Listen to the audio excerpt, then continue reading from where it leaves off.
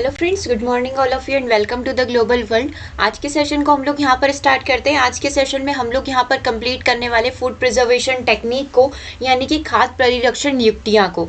अब सबसे पहले आप ये समझिए कि ये जो लेक्चर आपके कंप्लीट हो रहे हैं ये किस तरीके से कंप्लीट हो रहे हैं। उससे भी पहले यदि आप चैनल पर न्यू हैं तो चैनल को सब्सक्राइब कर लीजिए ताकि इसी तरीके से वीडियोज़ के नोटिफिकेशन आपको मिलते रहे। और व्हाट्सएप ग्रुप से जुड़ने के लिए आप यहाँ पर मैसेज कर सकते हैं 8770803840।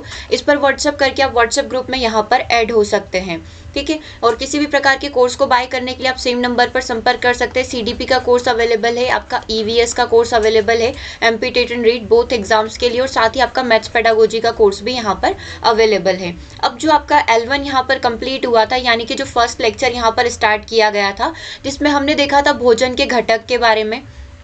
भोजन के घटक के बारे में, यानी कि भोजन के अंदर जितने भी पोषक तत्व पाए जाते हैं उन सब के बारे में हम लोगों ने L1 लेक्चर 1 के अंदर डिस्कस किया था, जिसका लिंक आपको वीडियो के डिस्क्रिप्शन में मिल जाएगा या ऊपर आई बटन पर क्लिक करके यदि आपने ये वीडियो मिस कर दिया है तो आप इसको देख सकते हैं। लेक्चर L2 में हमने भोजन के घटक से संबंधित सारा क्विज कंप्लीट कर लिया था। आज जो आपका ये L3 हो रहा है इसके अंदर हम लोग फूड प्रिजर्वेशन, खाद्य परिरक्षण युक्तियाँ एंड टेक्निक को देखेंगे। अब ये वाला जो चीज़ है ये भोजन के घटक से कैसे संबंधित है। देखो, हमने देखा है कि भोजन में जो पोषक तत्व होते हैं लाइक प्रोटीन, वसा, विटामिन, खनिज, लवण, ये सारी चीजें होती है। अब यदि हम लोग फूड प्रिजर्वेशन टेक्निक का प्रयोग करते हैं, यानी कि खाद्य परिरक्षण युक्तियों का प्रयोग करते हैं, तो कहीं ना कहीं इन पोषक पदार्थों के ऊपर या जो ये पोषक तत्व जो कि भोजन के अंदर प्रेजेंट रहना बहुत ज़्यादा आवश्यक है, तो इनके अंदर कहीं ना कहीं इम्पैक्ट पड़ता है। ये चीज़ें कहीं ना कहीं क्या होती है, प्रभावित होती है। तो आज हम लोग बेसिकली 2 टॉपिक कंप्लीट करने वाले हैं। सबसे पहले हम लोग जानेंगे फूड प्रिजर्वेशन टेक्निक के बारे में कि कितने प्रकार की ये टेक्निक हो सकती है। मेजर 7 से 8 प्रकार की टेक्निक होती है जो एग्जाम में पूछी जाती है, उसको हम लोग यहाँ पर कंप्लीट कर लेंगे। उसके बाद हम लोग देखेंगे कि यदि हम लोग फूड प्रिजर्वेशन टेक्निक का प्रयोग करते हैं तो कौन कौन से पोषक तत्व जो है खाद्य पदार्थों के अंदर नष्ट हो जाते हैं। राइट, कल एक सेशन में हम लोगों ने क्वेश्चन भी किया था जिसमें बोला गया था कि यदि आप सब्जियां, छिलने वाली सब्जियों का छिलका उतार देते तो उनमें से विटामिन सी की यहाँ पर कमी हो जाती है। तो उसी प्रकार के क्वेश्चन कैसे बन सकते हैं। और खाद्य पदार्थों की शुद्धियाँ, लाइक खाद्य पदार्थ में जब कोई भी अशुद्धियाँ मिला दी जाती है तो कौन कौन से परिरक्षण के माध्यम से आप उनका यहाँ पर टेस्ट कर सकते हैं। मानक वगैरह के बारे में हम लोग यहाँ पर डिस्कस करेंगे। तो सबसे पहले सेशन को हम लोग यहाँ पर स्टार्ट करते हैं फूड प्रिजर्वेशन टेक्निक से। अच्छे से देखिएगा, शॉर्ट नोट जरूर से बनाइएगा। कुछ न्यूमेरिकल टर्म्स भी यहाँ पर आ सकती है जिसे आप नोट डाउन करेंगे तो याद रखने में आसानी होगी। तो खाद्य परिरक्षण खाद्य को उपचारित करने और संभालने की एक ऐसी प्रक्रिया है जिससे उसे खराब होना इन द सेंस कि उसकी गुणवत्ता, खाद्यता और पौष्टिक मूल्य में कमी आ जाती है। तो इस प्रक्रिया को रोक सकता है या फिर थोड़ा बहुत उसको कम कर देता है, जो कि सूक्ष्म जीवाणुओं के द्वारा होती है, या फिर उसको तेज कर दिया जाता है। तो यही हमारी क्या होती है, फूड प्रिजर्वेशन टेक्निक होती है, खाद्य परिरक्षण युक्तियां होती है। संरक्षण प्रक्रिया में आमतौर पर बैक्टीरिया, कवक और अन्य जीवाणु की वृद्धि को रोकना और साथ ही साथ सड़ी हुई दुर्गंध पैदा करने वाली वसा के ऑक्सीकरण की गति को धीमा करना शामिल है। संरक्षण की प्रक्रिया में हम लोग क्या करते हैं, बैक्टीरिया, कवक और अन्य जितने भी जीवाणु होते हैं जिसकी वजह से हमारा खाद्य पदार्थ यहाँ पर खराब हो सकता है, उसको यहाँ पर कंट्रोल किया जाता है। और साथ ही साथ जो सड़ी हुई गंध हमारे भोज्य पदार्थ से निकलती है उसको यहाँ पर वसा का ऑक्सीकरण वगैरह उसको यहाँ पर कंट्रोल किया जाता है। उस प्रोसेस को धीमा करने की कोशिश यहाँ पर करी जाती है। बेसिक पॉइंट है। अगले पॉइंट की बात करेंगे। कुछ संरक्षण विधियों में खाद्य पदार्थ को उपचार के पश्चात सील बंद करने की आवश्यकता होती है। लाइक हम लोग देखते हैं ना, कैनिंग, डिब्बा बंद वगैरह कर दिया जाता है, पूरा पैक उसको कर दिया जाता है ताकि उन्हें जीवाणुओं द्वारा पुनः दूषित करने से बचाया जा सके। जैसे कि सुखाना खाद्य पदार्थ को लंबे समय तक बिना किसी विशेष नियंत्रण के संग्रहित करने में सहायता करता है। या तो आप डिब्बा बंद टेक्निक का प्रयोग कर लें, राइट, या फिर जो नॉर्मल पापड़ वगैरह होते हैं, अचार मसाले के लिए जो केरिया रेडी की जाती है, उनको थोड़े समय तक आप करिए, धूप में सुखा लीजिए ताकि उनके अंदर जो नमी है वो यहाँ पर खत्म हो जाएगी और उसे आप कुछ समय तक सुरक्षित करके रख सकते हैं। डिपेंड करता है कि आपने कौन सा खाद्य पदार्थ लिया है और कौन सी टेक्निक का आपने यहाँ पर प्रयोग किया है।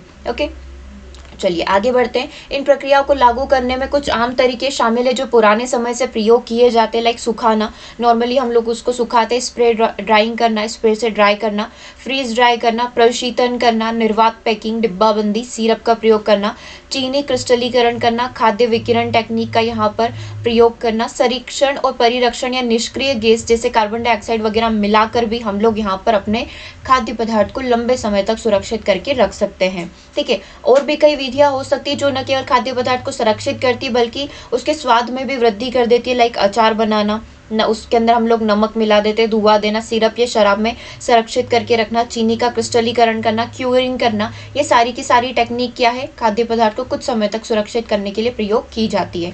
अब खाद्य पदार्थ हमारा डेफिनेट सी बात है खराब होगा ही सही, तो यहाँ पर खाद्य पदार्थ के खराब होने के समय के आधार पर खाद्य पदार्थ को 3 भागों में कैटेगराइज किया हुआ है। 3 भाग होते हैं, विकारी भोज्य पदार्थ, अर्धविकारी भोज्य पदार्थ और अविकारी भोज्य पदार्थ। अब सबसे पहले यदि इस प्रकार के फूड की बात करें, विकारी भोज्य पदार्थ की बात करें, तो ये जो भोज्य पदार्थ है इसमें आ जाएगा हमारा दूध, मांस, मछली, हरी सब्जी आदि। क्या होते हैं, सामान्य ताप पर अथवा बहुत जल्दी खराब हो जाते हैं। एक दिन में ठीक रहते हैं, दूसरे दिन थोड़े बासी बासी से, और तीसरे दिन तो बहुत सारी चीजें इसके अंदर लाइक हरी सब्जियां वगैरह खराब हो जाती है। क्यों होती है, क्योंकि इनमें पानी की मात्रा अत्यधिक होती है, इसीलिए इनको कौन सी कैटेगरी में रखा गया, इसलिए इनको हम लोग रखेंगे विकारी भोज्य पदार्थ की कैटेगरी में, पेरिशेबल फूड की कैटेगरी में इसको यहाँ पर रखा जाएगा। ठीक है, दूसरा बात करते हैं अर्धविकारी भोज्य पदार्थ की। अब अर्धविकारी भोज्य पदार्थ क्या होगा, यहाँ पर ये वाला जो भोज्य पदार्थ है, ये जो है अंश इनके अंदर जो पानी का अंश है भोज्य पदार्थों की अपेक्षा कम होता है। विकारी भोज्य पदार्थों की अपेक्षा इनमें पानी का जो मात्रा रहेगी या फिर पानी की जो क्वांटिटी होती है वो थोड़ी कम होती है। किसकी अपेक्षा में, विकारी भोज्य पदार्थ की अपेक्षा में। ये जल्दी खराब न होकर 7 से 15 दिन का समय लेते हैं। हमने देखा था कि ये जो हमारे विकारी वाले भोज्य पदार्थ थे ये बहुत जल्दी समाप्त हो जाते हैं, राइट। और अर्धविकारी जो भोज्य पदार्थ है इनको 7 से 15 दिन का समय लगता है। लाइक आलू, गोभी, प्याज, अरबी वगैरह हो गया, तो ये थोड़े दिन तक हम लोग इनको सुरक्षित करके रख सकते हैं यदि ये नमी में ना रहे। ठीक है, अब अविकारी भोज्य पदार्थ की बात करेंगे तो इनको आप 1 से 2 साल तक सुरक्षित करके रख सकते हो, क्योंकि इनमें पानी की मात्रा नहीं पाई जाती, बहुत न के बराबर होती है। जैसे कोई भी अनाज हो गया, गेहूं, चावल, बाजरा, मक्का, दालें, इनको आप 1 से 2 साल तक सुरक्षित करके एक बार इन्हें आप धूप में दे दीजिए। कोई भी नमी इनके अंदर नहीं है तो ये आसानी से ड्राई है, तो आसानी से लंबे समय तक सुरक्षित करके आप 1 से 2 साल तक सुरक्षित करके रख सकते हो। तो ये कौन सी कैटेगरी होगी, 3 कैटेगरी होगी। विकारी जो बहुत जल्दी खराब हो जाएंगे, अर्धविकारी 7 से 15 दिन का समय लेंगे, और अविकारी जो है 1 से 2 साल का समय यहाँ पर ले सकते हैं। करेक्ट है। आगे हम लोग बात करते हैं संरक्षण की प्रक्रिया की। अब जो संरक्षण कैसे करना है, अगर हम लोग टेक्निक की बात करें तो उच्च जल स्थैतिक दबाव की यहाँ पर बात की गई है। आप यहाँ पर जल दबाव करके भी उसका जो है संरक्षण कर सकते हैं। ईस्ट और मोल्ड की दबाव निष्क्रियता के आधार पर भी आप इसका संरक्षण कर सकते हैं। स्पंदित विद्युत क्षेत्र यानी कि पीएफ ट्रीटमेंट के माध्यम से भी आप यहाँ पर इलेक्ट्रोड के माध्यम से उसके ऊपर करंट लगाकर, मतलब बिजली का प्रभाव देकर भी आप यहाँ पर अपने खाद्य पदार्थ को सुरक्षित करके रख सकते हैं। माइक्रोबियल निष्क्रियता यानी कि बिजली के लघु झटके देकर भी हम लोग अपने खाद्य पदार्थ को सुरक्षित करके रख सकते हैं। मेन टास्क हमारा यही होता है कि खाद्य पदार्थ में ना नमी नहीं रहनी चाहिए, तो नमी नहीं रहेगी उसके लिए आप विकिरण, लेजर, किसी भी टेक्निक का प्रयोग कर सकते हैं, राइट। आप यहाँ पर बिजली के झटके दे सकते हैं, आप 2 इलेक्ट्रोडों के बीच में उसके अंदर विद्युत धारा का प्रवाह कर सकते हैं, मतलब बहुत सारी टेक्निक्स होती है। ठीक है, अब संरक्षण की प्रक्रिया में क्या क्या चीजें शामिल होती है, सूक्ष्म जीवाणुओं को मारने या तत्व विकिरण करने के लिए उसको गर्म करेंगे, लाइक आप उबाल सकते हैं चीजों को। ऑक्सीकरण आप यहाँ पर कर सकते हैं, उदाहरण के तौर पर सल्फर डाइऑक्साइड का प्रयोग कर सकते हैं, ये भी प्रयोग करके आप अपने भोज्य पदार्थ को सुरक्षित करके रख सकते हैं। विषाक्त अवरोध जैसे धुआं, कार्बन डाइऑक्साइड का प्रयोग करना, सिरका, शराब आदि में इनका प्रयोग किया जाता है। निर्जलीकरण करना मतलब कि चीजों को सुखाना, ठीक है। ऑस्मेटिक अवरोधक जैसे कि सिरप का प्रयोग यहाँ पर आप करके, रसाकर्षण जिसे बोला जाता है, हिंदी में एक नाम और इसका यही है, रसाकर्षण का प्रयोग आप यहाँ पर कर सकते हैं, ठीक है। ऑस्मेटिक अवरोधक का प्रयोग कर सकते हैं। कम तापमान निष्क्रियता, लाइक आप उसे ठंडे स्थान पर रख सकते हैं। अति उच्च जल दबाव डालकर भी आप अपने खाद्य पदार्थ को क्या कर से रख सकते हैं, लंबे समय तक सुरक्षित करके रख सकते हैं। अब कुछ जो इंपॉर्टेंट टेक्निक है उसको हम लोग 1 बाय 1 करते हुए डिस्कस करते हुए चलेंगे। सबसे पहली टेक्निक होती है सुखाना। खाद्य पदार्थ को सुखाकर संरक्षित करना, उसमें पानी की गतिविधि पर्याप्त मात्रा में कम हो जाती है, जिससे बैक्टीरिया का विकास यहाँ पर बंद हो जाता है और खाद्य पदार्थ हमारा लंबे समय तक सुरक्षित रहता है। दूसरी टेक्निक होती है प्रशीतन की। तो प्रशीतन जो है व्यावसायिक और घरेलू रूप में सबसे अधिक प्रयोग की जाने वाली एक प्रकार की प्रक्रिया है, जिसके द्वारा विविध खाद्य पदार्थों की श्रृंखला का संरक्षण किया जाता है। शीत भंडार कई देशों में राष्ट्रीय आपातकाल होने की स्थिति में खाद्य भंडार से ही खाद्य जो है पूरे देश भर में वितरित यहाँ पर किया जाता है। तो ये राष्ट्रीय आपातकालीन संस्था क्या होती है, ये पहले से खाद्य को क्या करती है, जो भोजन होता है, जितने भी खाद्य पदार्थ होते हैं उसको सुरक्षित करना स्टार्ट कर देती है, ताकि जब मुसीबत के समय वो इसका यहाँ पर प्रयोग कर पाए। तीसरा होता है वैक्यूम पैकिंग यानी कि निर्वात पैकिंग। अब निर्वात पैकिंग के तहत जो खाद्य पदार्थों का भंडारण एक निर्वात वातावरण में किया जाता है जहाँ बिल्कुल हवा नहीं होगी। ठीक है, निर्वात मतलब हवा का प्रेजेंट, वहाँ पर वायु वहाँ पर प्रेजेंट नहीं होगी। आमतौर पर आप एयर टाइट बैग या फिर बोतल का प्रयोग यहाँ पर कर सकते हैं। निर्वात वातावरण में बैक्टीरिया के जीवित रहने का जो इन्वायरमेंट है वो पूरी तरीके से खत्म हो जाता है, ऑक्सीजन उनको नहीं मिल पाती है, जिसकी वजह से सड़न की जो प्रक्रिया है वो भी काफ़ी धीमी हो जाएगी। और निर्वात पैकिंग का प्रयोग जो है आमतौर पर मेवे वगैरह जो होते हैं उनके भंडारण के लिए इस्तेमाल किया जाता है, जिससे ऑक्सीकरण के बाद स्वाद का नुकसान को यहाँ पर थोड़ा कम किया जा सकता है। क्योंकि देखो स्वाद तो चेंज हो जाएगा, एक ताज़ा चीज़ होती है और एक जिसको हम लोग डब्बे में बंद करके कई समय तक रख रहे हैं, तो डेफिनेट सी बात है स्वाद उसका चेंज होना ही है। लेकिन उसमें जो सड़न की प्रक्रिया है उसको हम लोग कुछ समय के लिए रोक सकते हैं, ज़्यादा समय के लिए भी नहीं रोक पाएंगे, कुछ समय के लिए हम लोग रोक पाएंगे। क्यूरिंग करना सबसे अच्छा तरीका होता है नमक लगाना। नमकीन करने या संसाधन करने की प्रक्रिया ऑस्मोसिस के द्वारा मांस में नमी को खींच लेती है। लाइक यदि आप मांस की बात करें तो उससे नमी को यहाँ पर खींच लिया जाएगा। ठीक है, नमी खींच ली जाएगी तो लंबे समय तक वो सेफ रहेगा। मांस को नमक या चीनी या फिर दोनों के संयोजन से हम लोग चीनी लगाकर भी करते हैं, यानी कि उसका क्रिस्टलीकरण भी हम लोग यहाँ पर कर सकते हैं। तो दोनों के संयोजन से हम लोग उसका संसाधित कर सकते हैं, यानी कि इसका संरक्षण कर सकते हैं।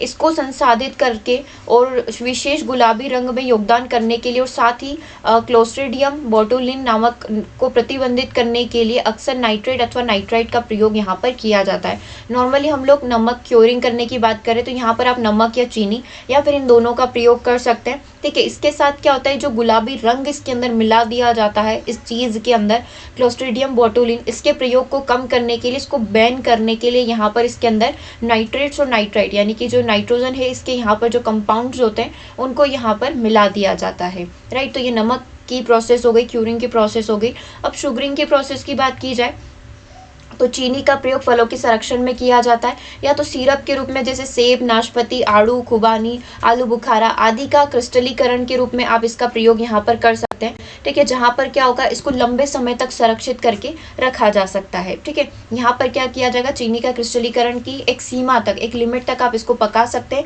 और फिर आप उसको शुष्क रूप में संग्रहित करके रख सकते हैं। अब पिकलिंग की प्रोसेस को तो हम सभी जानते हैं, अचार बनाने की प्रोसेस को हम सभी जानते हैं। हम जानते हैं कि हम लोग आम की जो केरिया होती है उसको कैसे पूरे साल भर चला कर रखते हैं। तो अचार बनाना एक ऐसी विधि है जिसमें खाद्य पदार्थों को एक सूक्ष्म जीव निवारक खाद्य तरल के अंदर संरक्षित करके रखा जाता है।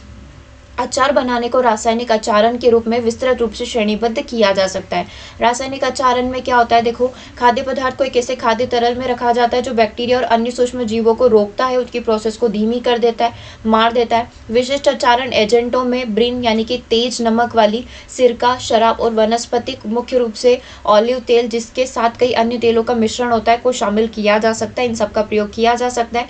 कई रासायनिक अचारण प्रक्रियाओं में गर्म करना और उबालना भी शामिल होता है, जिससे संरक्षित किया हुआ भोजन का जो अचार है एक एजेंट के साथ संतृप्त हो जाता है और लंबे समय तक आप उसको सुरक्षित करके रख सकते हैं। अब जो मार्केट से आप जो अचार खरीद कर लाते हैं जो थोड़ा अपने घर के कंपैरिजन में थोड़ा खट्टा टेस्ट यहाँ पर देता है, उसमें सोडियम बेंजोएट या फिर EDTA नामक का एक परिरक्षक को यहाँ पर मिलाया जाता है जो क्या करता है उसकी शेल्फ आयु को बढ़ा देता है, यानी कि कई लंबे समय तक लगभग 1 साल तक आप उसको सुरक्षित करके यहाँ पर रख सकते हैं। राइट, चलिए आगे हम लोग कैनिंग की बात करें, डिब्बाबंदी और बोतलबंदी की बात करें तो डिब्बाबंदी में भोजन को पकाना, विसंक्रमित डब्बों या जारों में सीलबंद करना और कई शेष बैक्टीरिया को विसंक्रमण प्रक्रिया के तहत कमजोर करने या मार डालने के लिए कंटेनरों को उबाला जाना शामिल है।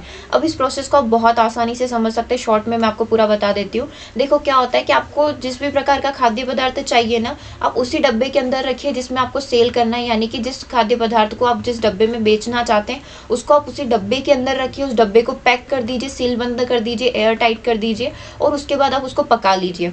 पकाना इन द सेंस कि आप उसको यहाँ पर उबाल लेंगे तो उस डब्बे के ऊपर जितने भी बैक्टीरिया वगैरह लगे हुए रहेंगे या फिर उस खाने के अंदर जितने भी बैक्टीरिया है वो एट प्रेजेंट वहीं के वहीं यहाँ पर ख़त्म हो जाएंगे। उसके बाद अब देखिए कि बैक्टीरिया जो पहले से प्रेजेंट थे वो ख़त्म हो चुके हैं, कोई भी ऑक्सीजन अंदर जाने का खाद्य पदार्थ तक पहुँचने का माध्यम है नहीं, तो अब नए बैक्टीरिया यहाँ पर पनप नहीं पाएंगे। तो ये सबसे अच्छा माध्यम होता है डिब्बाबंदी और बोतलबंदी को ही डायरेक्टली आप जैसे पैक कर रहे हैं वैसे के वैसे आप उसको उबाल लीजिए। निकोलस अपेट के द्वारा जो है इसका आविष्कार यहाँ पर किया गया था।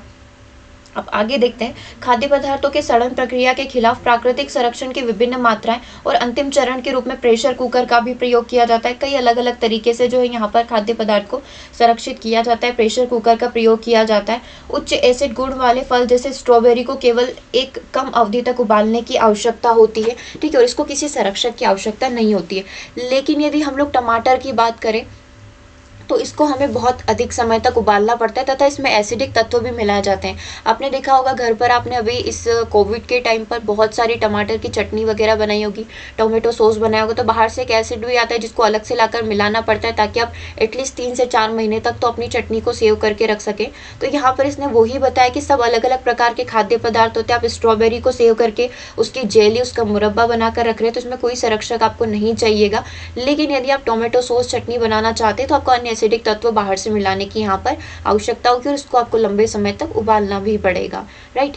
कम एसिड वाले खाद्य पदार्थ जैसे सब्जी और मांस को दबाव युक्त डिब्बाबंदी की आवश्यकता होती है। मतलब एक हम लोग बोल सकते हैं दबाव वाली, प्रेशर वाली डिब्बाबंदी की आवश्यकता होगी ताकि बिल्कुल हवा का माध्यम वहां पर प्रेजेंट ना हो। डिब्बाबंदी या बोतलबंदी द्वारा संरक्षित खाद्य पदार्थ डिब्बे या बोतल के खोले जाने के पश्चात तत्काल बिगड़ने का जोखिम बना रहता है।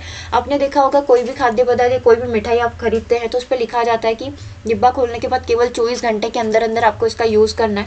मतलब जब तक वो पैक थी तब तक सेफ थी, लेकिन जैसे ही आपने उसका एक बार ढक्कन खोल दिया तो वो क्या हुआ, हवा के संपर्क में आ चुकी है, अब वो बिगड़ना स्टार्ट हो जाएगी। तो कोई भी सामान खोलने के बाद जितना जल्दी हो आप उसका प्रयोग कर लें, ठीक है। अगला पॉइंट हम लोग यहाँ पर बात करें जेली बनाने की। अब ये जेली बनाने की प्रोसेस क्या होती है, तो भोजन को एक ऐसी सामग्री के रूप में पकाने के द्वारा संरक्षित किया जा सकता है जो जमने पर जेल फॉर्म में कन्वर्ट हो जाता है, परिवर्तित हो जाता है। ऐसी सामग्री में जिलेटिन, मक्के का आटा शामिल है। कुछ खाद्य पदार्थ पकाए जाने पर स्वाभाविक रूप से एक प्रोटीन जेल में परिवर्तित हो जाते हैं।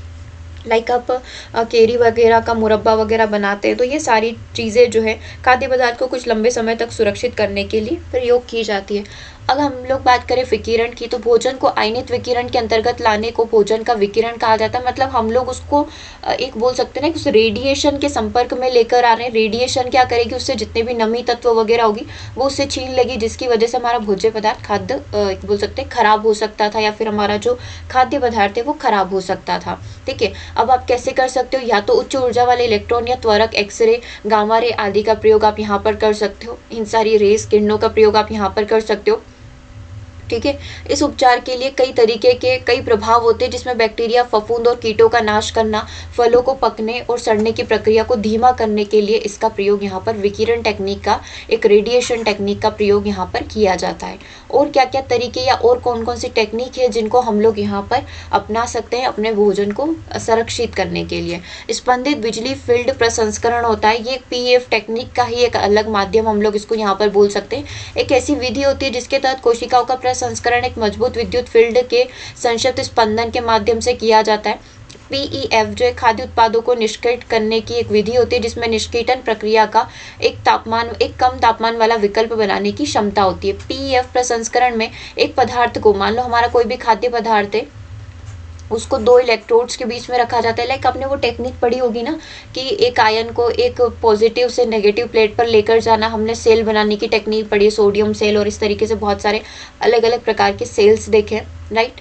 तो वही सारी टेक्निक वैसे जैसे इलेक्ट्रोडों के बीच में चांदी की परत चढ़ाने के लिए भी उनको 2 इलेक्ट्रोड के बीच में रखा जाता है, ऐसे ही हम लोग अपने खाद्य पदार्थ को 2 इलेक्ट्रोड के बीच में रखेंगे, ठीक है। अब यहाँ पर क्या होगा, फिर उस पर स्पंदित विद्युत फील्ड का प्रयोग किया जाता है। विद्युत धारा यहाँ पर प्रवाहित की जाएगी। विद्युत फील्ड जो है कोशिका झिल्ली के सुराखों को बड़ा कर देता है और कोशिकाओं का नाश करके उसके अंतर वस्तु को मुक्त कर देता है। भोज्य पदार्थ के अंदर जो सेल्स हैं, पहले तो उसके अंदर जितने भी होल्स है वो उनको बड़ा करेगा, और जितनी भी कोशिकाएं हैं उन कोशिका सेल्स को ये क्या कर देगा, नष्ट कर देगा। खाद्य प्रसंस्करण के लिए पीएफ अभी भी एक विकासशील तकनीक है जिस पर और ज्यादा अभी शोध किया जा रहा है। फलों के रस के निष्क्रियण के लिए पीएफ संस्करण टेक्निक का आप यहाँ पर प्रयोग कर सकते हैं, ठीक है। औद्योगिक रूप में इसी का प्रयोग किया जाता है। अब वातावरण परिवर्तन बहुत आसान सी टेक्निक है। वातावरण परिवर्तन ऐसा जैसे कि कोई भी खाद्य पदार्थ यदि O2 की प्रेजेंस में है, ऑक्सीजन की प्रेजेंस में, तो डेफिनेटली वहां पर कोई भी बैक्टीरिया पनप सकता है। तो आप क्या करिए, O2 को हटा दीजिए और खाद्य पदार्थ को संरक्षित करने के लिए CO2 मिला दीजिए। लाइक आप बहुत सारे चिप्स के पैकेट वगैरह खाते हैं तो बहुत सारी चीज़ें ऐसी होती है जिसमें O2 बिल्कुल पैक कर दिया जाता है, जहाँ पर O2 नहीं होती उस जगह वहाँ पर उस पैकेट के अंदर भर दिया जाता है CO2, ताकि लंबे समय तक वो खाद्य पदार्थ आपका सुरक्षित रहे। तो यही बात हो गई वातावरण परिवर्तन की। देखो इसमें और भी बहुत सारे तरीके होते हैं, तो एक बेसिक सा तरीका बताया कि आप CO2 को यहाँ पर इंक्लूड कर सकते हैं। और भी बहुत सारे तरीके होते हैं, क्योंकि ज़्यादा लंबे समय तक ना हम लोग इस चीज़ को सुरक्षित करके नहीं रख सकते। साथ ही साथ हमारे भोज्य पदार्थ की गुणवत्ता भी समाप्त हो जाती है, लाइक विटामिन वगैरह उसमें खत्म होना स्टार्ट हो जाते हैं। ठीक है, तो सूखी बर्फ का एक ब्लॉक नीचे रखा जाता है और फिर डिब्बे को अनाज से भर दिया जाता है। इसके पश्चात जो अतिरिक्त गैस को डिब्बे से निकाल दिया जाता है। सूखी बर्फ का उदात्तीकरण करने के लिए उत्पन्न हुए कार्बन डाइऑक्साइड कीड़े, फफूंद और ऑक्सीकरण के हानिक प्रभाव से अनाज को बचाते हैं, और इस प्रकार भंडारित किया हुआ अनाज लगभग आप 5 सालों तक सुरक्षित करके रख सकते हैं। नॉर्मली हम लोग सुखाकर 1-2 साल तक सुरक्षित करके रख सकते हैं, लेकिन यदि आपने ठोस CO2 को उस बॉक्स के अंदर रखा और उसमें अनाज भरा हुआ है तो वो कीड़ों को भी नहीं पनपने देगा, और साथ ही साथ वो जो है फफूंद वगैरह को भी यहाँ पर नहीं लगने देगा। तो आप 5 साल तक इस प्रकार के अनाज को सुरक्षित करके रख सकते हैं। किसका प्रयोग करके? ठोस CO2 का प्रयोग करके। और ये कौन सी टेक्निक के अंदर आता है? ये आता है हमारा वातावरण को चेंज करने की टेक्निक के अंदर, या फिर हमारा जो एक एटमॉस्फेयर है उसको मॉडिफाई करने के अंदर। आगे यदि हम लोग बात करें जमीन में दफनाना, तो भोजन के दफनाने की प्रक्रिया उसे विभिन्न कारणों से सुरक्षित करके रख सकती है, जैसे प्रकाश की कमी। लाइक हमने उसको जमीन में दफना दिया है, भोज्य पदार्थ को जमीन के अंदर डाल दिया है, तो एक तो वो प्रकाश के संपर्क में नहीं आएगा, राइट। तो कोई भी जीव आसानी से अपना जीवन यापन वहाँ कर नहीं पाएगा। ऑक्सीजन की कमी होगी, क्योंकि O2 एकदम से पूरी तरीके से प्रेजेंट हो नहीं पाएगी।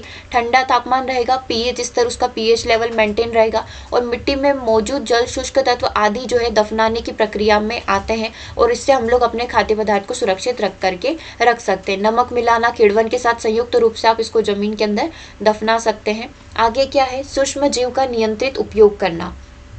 कुछ खाद्य पदार्थ जैसे कई प्रकार के चीज होती, शराब, बियर को लंबे समय तक संरक्षित करने के लिए हम लोग क्या करते हैं? कुछ सूक्ष्म जीवों का प्रयोग कर लेते हैं, राइट। अब वो सूक्ष्म जीव क्या करेंगे? जो खाद्य पदार्थ को खराब करने वाले जो सूक्ष्म जीव हैं उनके साथ लड़ेंगे, यानी कि उनको पैदा ही नहीं होने देंगे। तो इस प्रकार से हम लोग सूक्ष्म जीवों का प्रयोग करके बैक्टीरिया वगैरह को खत्म यहाँ पर कर सकते हैं, राइट। तो कांटा कांटे को काटेगा, उसी प्रकार से ये चीज हो गई यहाँ पर कि सूक्ष्म जीव का नियंत्रित उपयोग करके भी, नियंत्रित मतलब एक लिमिटेड प्रयोग करके भी आप अपने खाद्य पदार्थ को लंबे समय तक सुरक्षित करके रख सकते हैं, राइट। चलिए, high pressure food preservation technique क्या होती है इसको पढ़ लेते हैं कि उच्च दबाव के माध्यम से आप कैसे खाद्य पदार्थ को सुरक्षित करके रख सकते हैं। तो उच्च दबाव खाद्य संरक्षण जो है, खाद्य को उच्च दबाव के उपयोग के द्वारा संरक्षित किए जाने की विधि है। लगभग 70,000 पाउंड प्रति वर्ग इंच या इससे भी अधिक दबाव के साथ यदि आप पात्र के अंदर आपने इतना दबाव इसके ऊपर डाला है, तो यहाँ पर क्या होगा? वो खाद्य पदार्थ जो है अच्छे तरीके से प्रेस हो जाएगा, ठीक है। अच्छे तरीके से प्रेस या कंप्रेस होना उसको हम लोग बोल सकते हैं। इतने यदि दबाव उस खाद्य पदार्थ के ऊपर डाला गया तो आसानी से वो लंबे समय तक सुरक्षित रहेगा। एक तो कीड़ों के पनपने का स्थान नहीं रहेगा, और जो O2 के लिए जितनी भी स्पेस उसके अंदर बची हुई थी, ऑक्सीजन के लिए स्पेस, वो स्पेस यहाँ पर खत्म हो जाएगी। तो कोई चांस ही नहीं है कि यहाँ पर कोई भी बैक्टीरिया या फफूंद वगैरह कोई भी एक खाद्य पदार्थ को दूषित करने वाले जितने भी जीव है वो यहाँ पर उत्पन्न हो पाएंगे, राइट। तो इस प्रकार से खाद्य में आप स्वाद, बनावट और पोषक तत्वों को बरकरार करके साथ ही हानिकारक सूक्ष्मों को अक्षम बनाते हुए सड़ने की प्रक्रिया को धीमा करते हुए संसाधित यहाँ पर कर सकते हैं, ठीक है। चलिए, तो कुछ 1-2 क्वेश्चन अभी हम लोग कंप्लीट करें, बाकी के जो क्वेश्चन होंगे वो हम लोग L4 लेक्चर में कंप्लीट करेंगे। ये आपका L3 लेक्चर है, इसके बाद का जो लेक्चर होगा उसमें हम लोग कंप्लीट करेंगे। कुछ क्वेश्चन आप लोग यहाँ पर देख लीजिए, और साथ ही एक टॉपिक और हम लोग यहाँ पर कंप्लीट कर लेते हैं, ताकि आपका ये जो फूड वाला टॉपिक है, जो है भोजन वाला टॉपिक है, यहाँ पर कंप्लीट हो जाए। सबसे पहले आपसे पूछा गया कि अर्धविकारी भोज्य पदार्थ क्या होते हैं? अर्धविकारी जो 5 से 7 दिन में खत्म हो सकते हैं। हमको पता है कि दूध जो है ज़्यादा दिन नहीं चलेगा, एक से दूसरे दिन में खत्म है वो, ठीक है। अनाज और दालें आप 1 से 2 साल तक सुरक्षित करके रख सकते हो, तो ये अविकारी के अंदर आ जाएगा। दूध हमारा विकारी के अंदर आ जाएगा। लेकिन यहाँ पर बचा हुआ है आलू, प्याज वगैरह जो है ये अर्धविकारी है, ये 7 दिन तक आपके चल सकते हैं, राइट। तो ये क्या हो जाएंगे? ये हमारे अर्धविकारी भोज्य पदार्थ की कैटेगरी में आ जाएंगे। नेक्स्ट प्रश्न की बात करते हैं, भोज्य पदार्थ को परिरक्षण में प्रशीतन विधि का उचित तापक्रम क्या होगा?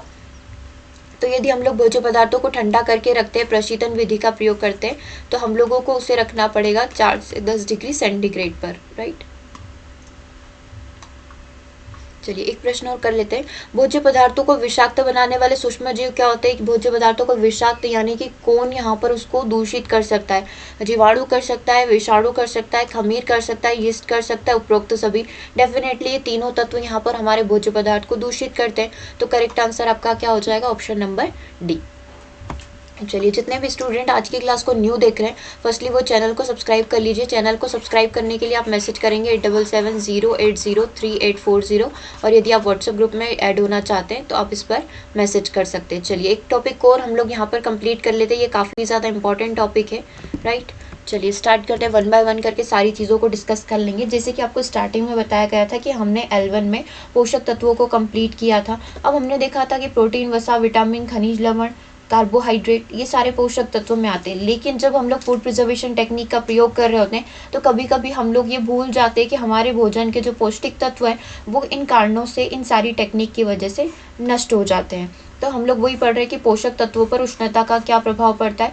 पकाने की प्रत्येक विधि में ताप का प्रयोग किसी न किसी रूप में अवश्य ही किया जाता है। प्रत्येक वस्तु की ताप ग्राह्यता जो होती है पृथक पृथक होती है, मतलब कौन किस वस्तु को किस टेम्परेचर पर आपको रखना है, सबकी अपनी अलग अलग होगी, राइट। और उसके आंतरिक गुणों पर ताप का पृथक पृथक प्रभाव पड़ेगा।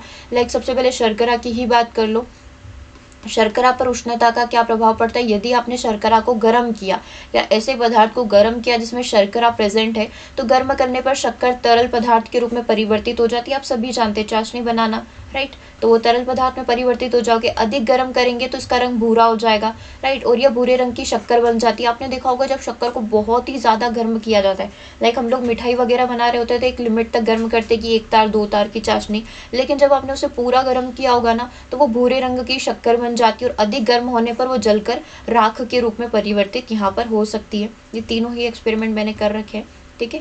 तो इसमें आपको एक आइडिया लग सकता है कि वो भूरे रंग की, टेस्ट बिल्कुल उसका वैसा ही रहेगा लेकिन उसका कलर यहाँ पर भूरा भूरा हो जाएगा। और ज़्यादा आपने गर्म कर दिया तो वो राख का रूप यहाँ पर ग्रहण कर लेगी। दूसरे की बात करते हैं, प्रोटीन पर उष्णता का क्या प्रभाव पड़ता है। एक मिनट, हाँ, दूसरा पॉइंट आपका ये रहा कि प्रोटीन पर उष्णता का क्या प्रभाव पड़ता है। प्रोटीन पकने पर जम जाता है। देखो, प्रोटीन को जब पकाया जाएगा वो जम जाएगा और वो कड़ा पदार्थ की तरह बन जाएगा, बहुत ही हार्ड यहाँ पर बन जाएगा। अंडे का प्रोटीन की बात करें तो ये पकने पर जम जाता है, लेकिन जब आप डबल रोटी को पकाते हैं तो गेहूं का प्रोटीन निकलकर डबल रोटी के ऊपर की सतह पर कुरकुरी तरीके से जम जाता है, ठीक है, कुरकुरी तह यहाँ पर बना लेता है। दालों को पकाने पर प्रोटीन जो सुपाच्य हो जाता है और वो टेस्ट यहाँ पर उसके अंदर आ जाता है और उसके पोषक मूल्य यहाँ पर बन जाते हैं, ठीक है। अगले पॉइंट की यदि बात करें कि गोश्त को पकाने पर जो है किस तरीके का प्रभाव पड़ता है, उसको पकाने पर क्या प्रभाव पड़ता है, तो जल या वाष्प के माध्यम से यदि इसे पकाया जाता है तो उष्णता के परिणाम स्वरूप इसकी ऊपरी सतह पर प्रोटीन जो है कड़ी परत के रूप में जम जाता है। प्रोटीन नॉर्मली क्या होगा, एक कड़ी परत उसकी बना लेगा उस भोज्य पदार्थ के ऊपर, जिसके कारण इसके अंदर गर्मी पहुंचने की प्रक्रिया, मतलब उसके अंदर से वो गर्म नहीं हो पाता है। ये गर्मी का कुचालक होता है। इसकी वजह से इसमें क्या होगा, इसमें संवहन नहीं हो पाएगा। कुचालक मतलब उसके अंदर वो कोई भी लाइक उसका कुछ भी प्रभाव नहीं पड़ेगा, उष्मा, हीट वगैरह का कुछ भी प्रभाव यहाँ पर नहीं पड़ेगा। और इसको पकने में कई ज़्यादा घंटे लग जाते, कई घंटे लग जाएंगे, क्योंकि ऊपर की परत बन चुकी है जो अंदर का जो पदार्थ है उसको यहाँ पर गर्म नहीं होने दे रही है। जब इसको उबाला जाएगा तो इसका हीमोग्लोबिन नष्ट हो जाता है। इसके कारण क्या होगा, इसका रंग जो है लाल कलर से भूरे रंग में परिवर्तित हो जाता है। ये सबसे उत्तम विधि होती है कि इसको भून लिया जाए। इसके समय, जब भूनते समय पेशीय तंतुओं के प्रोटीन और संयोजक ऊतक जो है संकुचित यहाँ पर हो जाएंगे और इसकी सतह पर रस निकलने लग जाता है जो वाष्प बनकर उड़ जाता है और इस पर सारे केवल खनिज एवं सार तत्व जमे रहते हैं, जिसके कारण इसके स्वाद में वृद्धि हो जाती है, राइट। आप समझ सकते हैं इस प्रोसेस को। अगले पॉइंट की हम लोग बात करेंगे, कार्बोहाइड्रेट पर पकाने का क्या प्रयास, मतलब अगर हमने पकाने का प्रयास किया तो रिजल्ट क्या निकलेगा। तो कच्चे कार्बोज की अपेक्षा जो पका हुआ कार्बोज होता है उसको शीघ्र वो पच जाता है, ठीक है। तो कार्बोज पकाने से क्या होगा, स्टार्च के कणों के चारों ओर का आवरण मुलायम होकर हट जाता है, जिसके कारण स्टार्च कण पानी को शोषित कर फूल जाते हैं और मुलायम हो जाते हैं और भोजन काफी सुपाच्य हो जाता है। क्योंकि भोजन जितना ज्यादा सॉफ्ट होगा उसको पचाने में हमारे पैंक्रियास को ज्यादा आसानी होगी। तो यहाँ पर पका हुआ कार्बोज यदि हम लोग सेवन करते हैं तो उसको पचाना हमारे लिए बहुत आसान हो जाएगा। वसा को यदि पका लिया, फेट को यदि पका लिया तो क्या असर पड़ेगा, वसा पर तेज ताप का प्रभाव पड़ता है। इससे वसा के वसीय अम्ल पानी में घुलकर बाहर निकल जाते हैं। खनिज लवण को यदि पका लिया तो ये खनिज लवण जो होते हैं पानी में घुलनशील होने के कारण पानी के साथ ही बाहर निकल जाते हैं। अब सब्जियों को यदि आपने पका लिया तो क्या प्रभाव पड़ेगा। देखो, सब्जियां पकाने का मुख्य अभिप्राय है सेल्यूलोज को मुलायम करना तथा श्वेत सार के अनुसार कणों को फुलाकर जेलेटिन के रूप में परिवर्तित कर देना। ऐसा कहा जाता है कि सब्जी को पकाने पर उसके लवण खत्म हो जाते, तो क्या हम लोग कच्ची ही सब्जियां खाएं? नहीं। बट ऐसा भी होता है कि सब्जियों के कैल्शियम और लोहांश पर उष्णता का बहुत कम प्रभाव पड़ता है। तो यदि आप जितना बोलते हैं ना कि ज़्यादा मत पकाओ सब्जी को, थोड़ा बहुत टेस्ट के लिए आप उसको पका सकते हो। यदि आप कम पकाते हो तो उसमें लोह तत्व जो है और कैल्शियम जो है प्रेजेंट रहता है, जो हमारे शरीर को यहाँ पर एनर्जी प्रदान कर सकता है। लेकिन ज़्यादा पकाने से सारे ही तत्व, उसके जितने भी एक अच्छे तत्व होते हैं जो शरीर की रक्षा करते हैं, एनर्जी प्रदान करते, वो यहाँ पर खत्म हो जाएंगे यदि हम सब्जी को ज़्यादा पकाते हैं। कैरोटीन भी पकाने के कारण नष्ट नहीं होता है, तो ये भी आपके शरीर को प्राप्त होगा सब्जी के माध्यम से। सब्जी के हरे रंग को बनाए रखने के लिए प्रयुक्त सोडा बाइकार्बोनेट यानी सोडियम बाइकार्बोनेट विटामिन को यहाँ पर नष्ट कर देता है, इसलिए इसका प्रयोग यहाँ पर नहीं करना चाहिए, नहीं तो हमारे शरीर को विटामिन की प्राप्ति होगी नहीं। अब विटामिन सी जो है अधिकांशतः जल में घुलनशील होता है, इसलिए भोज्य पदार्थों को धोने से ताप के कारण वो नष्ट हो जाता है। इसलिए आवश्यक है कि ना ही इन्हें ज़्यादा भिगोया जाए और ना ही अत्यधिक इनको पकाया जाए। तो एक नॉर्मल, ज़्यादा भी नहीं धोना है और अत्यधिक तापमान पर भी नहीं पकाना है, नहीं तो हमारे शरीर को विटामिन सी यहाँ पर सब्जियों के माध्यम से प्राप्त नहीं होगा। इसके लिए आवश्यक है कि वही हमने पढ़ा कि ना इन्हें ज़्यादा भिगोया जाए और ना ही अधिक पकाया जाए। आलू को हमेशा बिना छीले ही उबालना चाहिए। जैसे हम लोग आलू को कुकर वगैरह में उबालते हैं तो कभी भी उसको छीलना नहीं चाहिए। नॉर्मली आई थिंक हम सभी बिना छीले हुए ही उबालते हैं, क्योंकि छिलके के कारण एस्कार्टिक एसिड नष्ट नहीं होता है जो आलू के अंदर पाया जाता है। छिलके उसको कवर कर सके रखते हैं थोड़े टाइम के लिए। वाष्प के द्वारा सब्जियों को पकाना उपयुक्त नहीं होता है, क्योंकि ये सब्जी पकाने की मंद क्रिया है और इससे एस्कार्टिक एसिड नष्ट हो जाता है, तो वाष्प के माध्यम से नहीं पकाना चाहिए। विटामिन बी भी जल में घुलनशील है। हमें पता है जल में घुलनशील 2 विटामिन होते हैं, एक तो विटामिन बी होता है और एक विटामिन सी होता है, बाकी सारे के सारे वसा के अंदर होते हैं। तो यदि आपने इनको अत्यधिक मात्रा में पकाया तो ये सारे विटामिन जो है सब्जी से नष्ट हो जाएंगे और ना ही आपको अधिक ताप पर इसको पकाना चाहिए, तो नहीं तो इनका कोई फायदा नहीं होगा सब्जियों का सेवन करने का। राइट है। अब फलों को यदि पकाया, सब्जियों को पका लिया, फलों की बारी। मीठे फलों को कच्चा खाना ज़्यादा लाभदायक होता है। यदि फलों को शक्कर के साथ पकाया जाए तो लवण, विटामिन आदि पकाए जाने वाले जल में मिश्रित हो जाते हैं तथा चीनी का कुछ अंश जो है फल के द्वारा शोषित कर लिया जाता है। परंतु हम पकाने में जल का प्रयोग करते हैं, इसलिए क्रिया में ज़्यादा हानि नहीं होती है। जल का प्रयोग करें इसलिए ज़्यादा नुकसान यहाँ पर नहीं होगा। आगे यदि हम लोग बात करें मछली पर पकाने का क्या प्रभाव पड़ता है, ये वो प्रकार की प्रक्रिया जो परिवर्तनशील होती है और साथ ही गोश्त के समान ही होगी। जैसे यहाँ पर गोश्त की बात हमने करी थी, उसी प्रकार से यहाँ पर इसकी भी बात की जाएगी। अब एक पॉइंट और आता है कि यदि आप भोज्य पदार्थ का सेवन कर रहे हैं तो आपको कैसे पता चलेगा कि किस प्रकार के भोज्य पदार्थ में किस प्रकार की अशुद्धि मिलाई जा सकती है। तो मक्खन के अंदर यहाँ पर मिलाया जाता है ताकि ज़्यादा से ज़्यादा फायदा दुकानदार यहाँ पर उठा सके। तो मक्खन के अंदर चर्बी, स्टार्च मिलाया जाता है। शुद्ध घी के अंदर वनस्पति घी मिला दिया जाता है। सरसों के अंदर खनिज तेल और आर्गीमोनी का तेल मिला दिया जाता है। इसके बीज बिल्कुल सरसों के बीज की तरह दिखते हैं। शहद के अंदर गुड़ की चाशनी मिलाकर उसकी क्वांटिटी यहाँ पर बढ़ा दी जाती है। चाय पत्ती के अंदर उपयोग पत्ती पुनः, जो एक बार उपयोग आ चुकी है उस पत्ती को पुनः सुखाकर तथा काले चने की भूसी का यहाँ पर प्रयोग कर लिया जाता है। नॉर्मली एक बार चाय आपने बना लिया, चाय पत्ती को नॉर्मली फेंक देते हैं शायद, लेकिन यहाँ पर क्या किया जाता है, एक बार यूज़ करने के बाद वापस से उसको क्या कर लिया जाता है, यूज़ कर लिया जाता है। ठीक है। अनाज दालें के अंदर मिट्टी मिला दी जाती है, कंकड़ मिला दिए जाते हैं, रेत मिला दी जाती है ताकि उसकी जो मात्रा है वो यहाँ पर क्वांटिटी यहाँ पर बढ़ जाए। और सूजी के अंदर रेत या बालू मिला दी जाती है। मिठाई के अंदर चावल का एक माड़ होता है उसको मिला दिया जाता है। बासी रोटी मिलाई जा सकती है। शक्कर के अंदर जो है धूल, सफ़ेद बालू, रवा मिला दिया जाता है। बिल्कुल इस तरीके से कि पता ही नहीं चलता है कि शक्कर है या फिर धूल इसके अंदर मिला दी गई है। काली मिर्च के अंदर पपीते के सूखे बीज मिला दिए जाते हैं। ये आपको कब पता चलेगा, जब आप पर्टिकुलर इसको एक एक बीज को जाकर टेस्ट करेंगे, जो कि शायद पॉसिबल नहीं है। पीसा धनिया के अंदर ये एक प्रश्न आपसे पूछा गया था, पीसा धनिया के अंदर क्या मिलाया जाता है, तो घोड़े की लीद और स्टार्च को यहाँ पर मिला दिया जाता है। घोड़े की लीद यानी कि शीट ऑफ हॉर्स यहाँ पर मिला दी जाती है और स्टार्च को मिला दिया जाता है। हींग के अंदर गोंद को इंक्लूड कर दिया जाता है। पीसी मिर्च के अंदर ईंट का चूरा, रंग वाला बुरादा, किसी भी बोल सकते हैं किसी भी रंग वाला बुरादा यहाँ पर इंक्लूड कर दिया गया, तो वो नहीं फाइंड आउट कर पाएंगे मिर्च के अंदर, पीसी मिर्च के अंदर। नमक के अंदर सफ़ेद बालू, हल्दी के अंदर जो लेड क्रोमेट चूरा मिला दिया जाता है। केसर के अंदर पटसन के रंगे रेशे मिला दिए जाते हैं और अरहर व चने की दाल के अंदर मटर दाल यहाँ पर मिला दी जाती है। राइट। अब आप इस मिलावट की पहचान कैसे करेंगे और क्या क्या नियम कानून बनाए गए हैं। नॉर्मली रीट का जब हम लोग सेशन कंप्लीट कर रहे थे तो वहाँ पर एक उपभोक्ता संरक्षण अधिनियम 1986 हमने पढ़ा था, तो वो आपके भी काम का है, उसको भी आप जरूर से जाकर देख लें।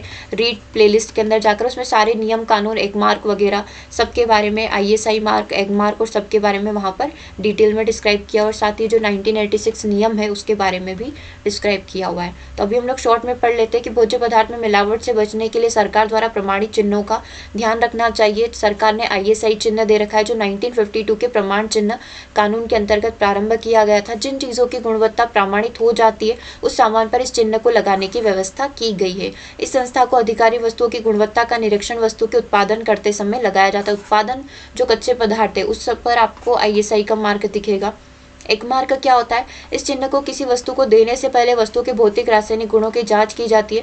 जब वस्तु के गुणों के विषय में पूर्ण रूप से व्यक्ति आश्वस्त हो जाता है, जो एक फूड इंस्पेक्टर आता है वो आश्वस्त हो जाता है, उस वस्तु के सही नाप तोल को प्रमाणित हो जाता है कि 1 किलो लिखा है तो हाँ इसमें 1 किलो ही वजन है, कम ज़्यादा नहीं है, तो उसके बाद उसको एग मार्क का चिन्ह यहाँ पर दिया जाता है। अपने जो डेली प्रयोग करते हैं सामान उन सब पर आप एग मार्क का चिन्ह यहाँ पर देख सकते हैं। PC लाल मिर्च, अब हम लोग टेस्ट की बात कर लेते हैं कि PC लाल मिर्च के अंदर यदि कोई भी खाद्य पदार्थ मिलाया गया तो आप इसको कैसे टेस्ट कर सकते हो, कैसे पता कर सकते हो। तो इसमें सबसे पहले हमने देखा था ईंट का चूरा, PC खड़िया, रंगीन बुरादा डाला जाता है। इसके परीक्षण है तो आप गिलास में पानी लेकर लाल मिर्च डालने के बाद लाल मिर्च डालेंगे। आपने गिलास के अंदर पानी लिया है, अब आपने इसके अंदर डाल दिए लाल मिर्च, ठीक है।